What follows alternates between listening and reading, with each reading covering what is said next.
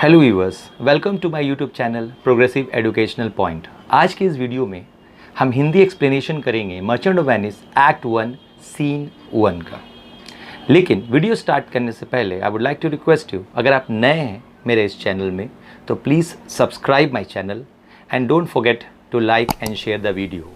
और icon bell बजाना मत भूलिएगा ताकि जब भी मैं कोई नया वीडियो अपलोड करूं उसका नोटिफिकेशन आपको श्योरली मिलता रहे। तो चलिए बात करते हैं आज का video merchant of Venice act 1 scene 1 का। तो सीन 1 बेसिकली अराउंड 180 लाइन्स का एक सीन है जो एक इंट्रोडक्शन सीन है। इसका एक्सप्लेनेशन हम 3 पार्ट में करेंगे, पार्ट 1, पार्ट 2, पार्ट 3। आज हम हिंदी एक्सप्लेनेशन करेंगे पार्ट 1। हम आज के एक्सप्लेनेशन में डिस्कस करेंगे सैलरीनो और सैलानियो के एग्जिट तक। तो चलिए शुरू करते हैं आज का वीडियो एक्ट 1 सीन 1। तो बेसिकली जैसा कि मैं पहले बता चुका हूँ, ये एक इंट्रोडक्शन सीन है और इसमें जो इम्पॉर्टेंट कैरेक्टर्स है स्पेशली एंटोनियो और बेसानियो, उसको इंट्रोड्यूस किया है विलियम शेक्सपियर ने।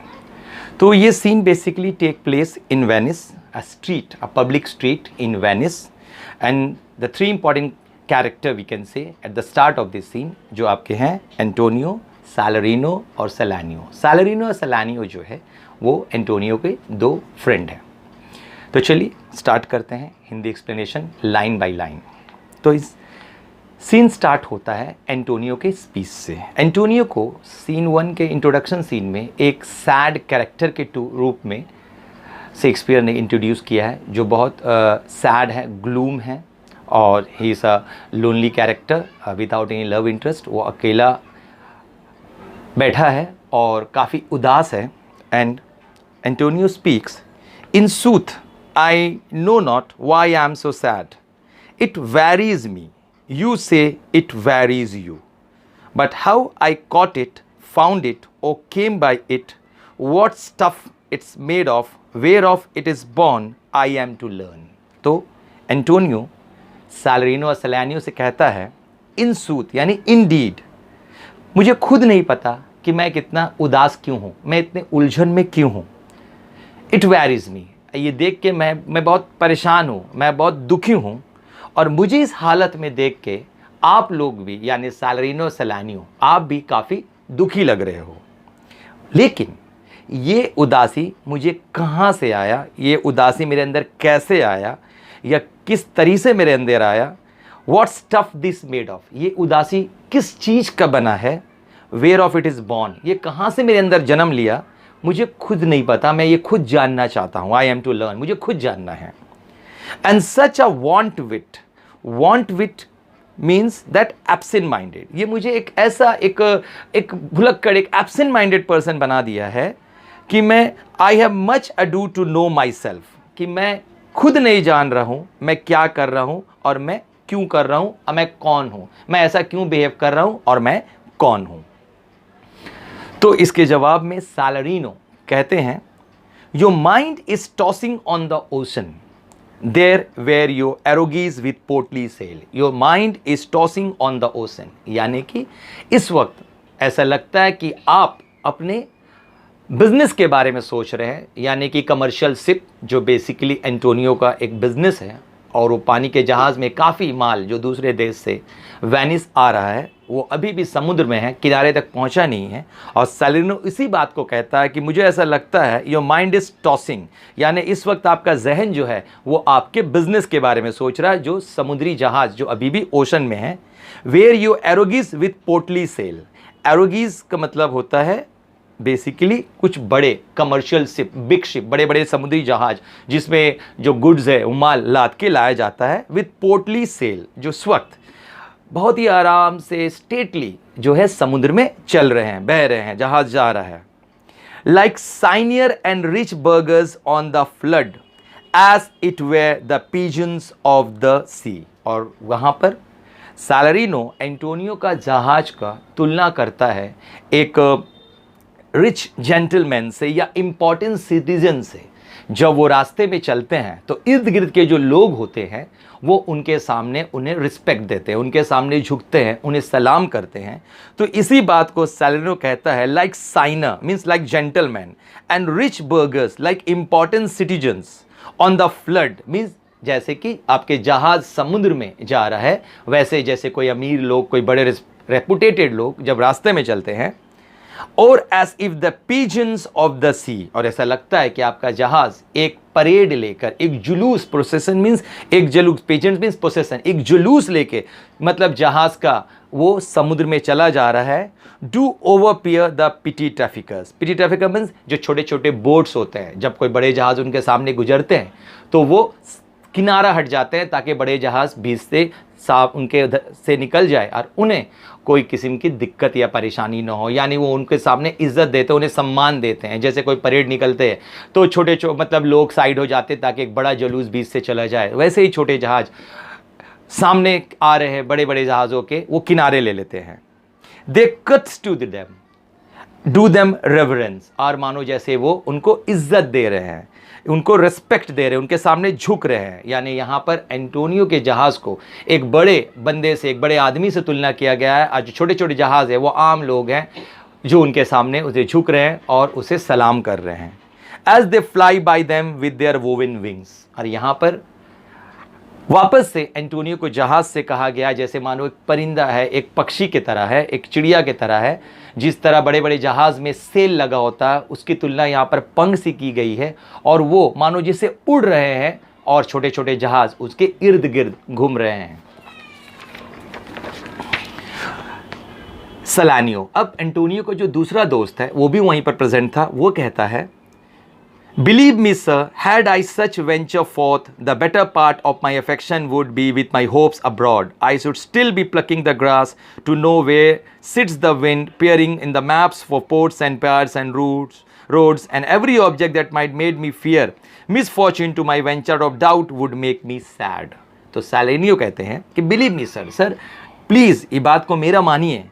Had I had such venture forth, अगर मेरा भी बिल्कुल वैसा ही कुछ बिजनेस होता, इतना बड़ा स्केल में बिजनेस होता जैसा कि आपका है, the better part of my affection would, तो हो सकता है मेरा जो फीलिंग्स है, मेरा जो थॉट है, मेरा जो व्यू है, वो भी बिल्कुल आपके तरह होता। और इस वक्त मैं भी अपने जहाज़ के बारे में सोच रहा होता, अपने बिजनेस के बारे में सोच रहा होता, विथ माई होप्स अब्रॉड, यानी कि मैं भी अपने बिजनेस जो बाहर है या दूसरी जगह होता उसके बारे में मैं सोच रहा होता। I should be still plucking the grasses, यानी मैं छोटे छोटे जो घास होता है या पत्ता होता उसे उठाता और उसे हवा में उड़ाता। To know where sits the wind, ताकि पता लगा सकता from which direction the wind is blowing. Peering in map for ports, और ये उसकी दिशा पता लगाने के लिए मैं क्या करता, मैप्स में देखता कि भाई किस तरफ मेरे जहाज़ आ रहा है, पायर्स एंड रोड्स, किस हार्बर के तरफ जा रहा है या किस रोड्स चैनल के थ्रू जा रहा है। And every object that might made me fear, और हर वो ऑब्जेक्ट जो मुझे परेशान करता, मेरे अंदर एक डर पैदा करता, मेरे business misfortune to my venture, मेरे बिजनेस के लिए कोई खतरा बनता, आउट ऑफ डाउट, बिना कोई शक के, संदेह के, वुड मेड मी सैड, जरूर मुझे परेशान करता, मुझे दुखी करता। फिर सैलेरिनो कहता है, माई wind cooling my broth would blow me to an egg when I thought what harm to a wind too great at sea might do. I should not see the sandy hourglass run, but I should think of swallows and the flats. तो सैलेरिनो कहता है कि जो इस वक्त हवा, यानी हम लोग जब सांस लेते हैं, जो हवा हमारे नाक से या मुंह से निकलती है उसमें इतनी ताकत होती है, कूलिंग माई ब्रॉथ, ब्रॉथ मतलब होता है सूप, कि वो एक सूप को ठंड कर देता है। जब हमें कोई गर्म चीज़ पीते हैं, जैसे सूप है, चाय या कॉफ़ी है, तो हम इसे फूंकते हैं ताकि वो ठंड हो जाए। तो हमारे अंदर जो हवा है, जो सांस में है या जो हम फूंक हैं, वो ठंड कर देता है सूप को। Would blow me to an egg, egg मतलब होता है फीवर, शिवरिंग, जब हमारा बदन कांपने लगता है, थरथराने लगता है बुखार के कारण, और वो ठंड, वो हवा हमें बिल्कुल कपा देता है, हमें ठंड लगा देता है। When I thought what harm a wind too great at sea might do, तो ये सोचता हूँ जब ये हवा जो हमारे शरीर में लगती है या हम जो फूंकते हैं उसमें इतनी शक्ति है कि एक सूप को ठंडा कर सकता है, तो what harm a wind, यानी वो हवा जो बहुत तेज चलता है, जो तूफानी हवा है, जो समुद्र में चलता है, वो कितना खतरनाक हो सकता है। I should not see the sandy hourglass run, और इसी डर खौफ से मैं sandy hourglass run, basically यहाँ पर कहा गया सनडेल को। पुराने ज़माने में जब घड़ी नहीं हुआ करता था तो वक्त देखने के लिए एक सनडेल यानी कि जो रेत से बना होता है ग्लास, उसमें रेत जब एक ग्लास से दूसरे ग्लास में पास होता है तो घंटा बीत जाता है, मैं उसे नहीं देख रहा हूँ। I should not see the Sandy our and glass but I should think of the solo and the flat, क्योंकि अगर मैं उस रेत को देखूंगा तो मुझे समुद्र का किनारा याद आ जाएगा जहाँ पर पानी कम है, जहाँ पर वाटर कम है और वहाँ पर बीच है, सैंड है। And see my wealthy Andrew docked in sand, और मुझे डर है कि मैं ऐसा अगर सोचूं तो मुझे याद आएगा कि मेरा जहाज़, एंड्रू जो है जहाज़ का नाम है, वो किसी रेत में जाकर फंस गया है। वेलिंग हर हाई टॉप लोअर देन हर रिब्स, और उलट गया है, यानी उसका जो हाई टॉप से जो सेल है वो उल्टा गिर गया है, नीचे दब गया है और जैसे माना जहाज़ मेरा डूब गया है। टू किस द बरियल, यानी बिल्कुल समुद्र में चला गया। Should I go to church and see the holy paradise of stone and not be think of strait of dangerous rock? फिर वो कहता है कि to kiss the burial, should I go to church? फिर वो आगे कहता है कि मैं इसी कारण से चर्च नहीं जा रहा हूँ, to see the holy paradise of stone and not be think me strait of dangerous rock, क्योंकि मैं अगर चर्च जाऊँगा वहाँ पर स्टैचू है जीसस क्राइस्ट मदर मैरी का, अगर मैं उस स्टैचू को देखूँगा तो मुझे याद आ जाएगा समुद्र में जो पत्थर है, डेंजरस रॉक, जो पत्थर जिससे कई बार जहाज़ टकरा कर डूब जाता है, मुझे वो डर आ जाए कहीं मेरा जहाज़ भी किसी पत्थर से टकरा कर कहीं डूब ना गया हो। With touching but my gentle vessel's side would scatter all our spaces on the stream, enrobe the roaring waters with my silk, and in the word but even not worth this and now worth nothing shall I have the thought। कहता है कि with touching my gentle vessel's side, और ये जब पत्थर मेरे जहाज़ से टकराए, मेरे जेंटल वेसल या रेफर्स टू शिप, जहाज के लिए कहा गया, टकराए और उससे चूर कर दे, और उसमें जो सामान लदा है, जो स्पाइस आपका जो स्पाइसेस है, मसाला है या जो सिल्क है, जो सामान उसमें लदा है, वो सब जहाज से समुद्र में बहने लगे। इन रोब मीन्स कवरिंग द सी, यानी समुद्र में बहने लगेगा, सब जहाज से बाहर आ जाएगा। In word but even now worth it, और जो जहाज इस वक्त मेरा माल से भरा है, सामान से भरा, उसकी एक कीमत है। नाउ वर्थ नथिंग, अगर वो डूब गया तो उस जहाज की, उस माल की कोई भी कीमत नहीं रह जाएगी। Shall I have the thought, क्या मैं ये सोच नहीं सकता? तो think on this and shall I lack the thought that such a thing perchance would make me sad, और ये सब सोच के, इस किस्म का सोच जब आता है, when it happen, be chance means when it happen would make me sad, इस वजह से मुझे दुखी हो रहा, मैं दुख में आ जा रहा हूँ। But tell me not, I know Antonio is sad to think upon his merchandise। Antonio please तुम ये बात मुझे बताओ कि क्या तुम अपने बिजनेस के लिए, अपने मर्चेंडाइज गुड्स के लिए उदास नहीं हो? तो एंटोनियो इसका जवाब देता है, believe me no, I thank my fortune for it, my ventures are not in one bottom trusted, no to one place, no in my whole state, upon the fortune of this present year, therefore my merchandise make me not sad. तो Antonio कहता, मानो, मेरी बात को मानो, no, मैं उस वजह से उदास नहीं हूँ। आई thank my fortune for it, और मैं इसके लिए अपने फॉर्च्यून का यहाँ पर दो मीनिंग से एक्सप्लेन ने बताया, एक लक, दूसरा wealth.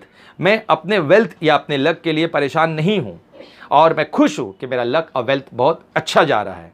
My ventures are not in one bottom trusted, मेरा बिजनेस यानी कि बॉटम या शिप, एक जहाज़ के ऊपर मेरा बिजनेस सिर्फ डिपेंड नहीं है। Venture means business, bottom means ship.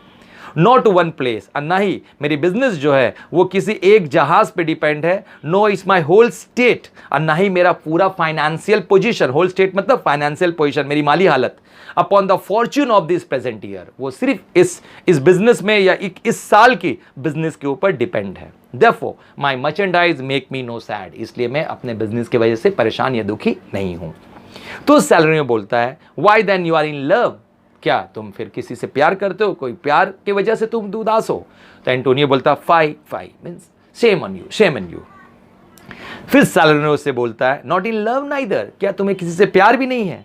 Then let us say you are sad because you are not married and it was easy for you to laugh and leap and say you are married। बोले ठीक है, अगर तुम्हें किसी से प्यार भी नहीं है तो चलो तुम उस वजह से भी अगर उदास नहीं हो तो क्योंकि तुम खुश नहीं हो, because you are not married, तो इट वॉज एन ईजी, तो ये बिल्कुल सिंपल है, क्योंकि तुम उदास हो, क्योंकि तुम हंस नहीं रहे हो, तुम कूद नहीं रहे हो, तुम खुश नहीं हो।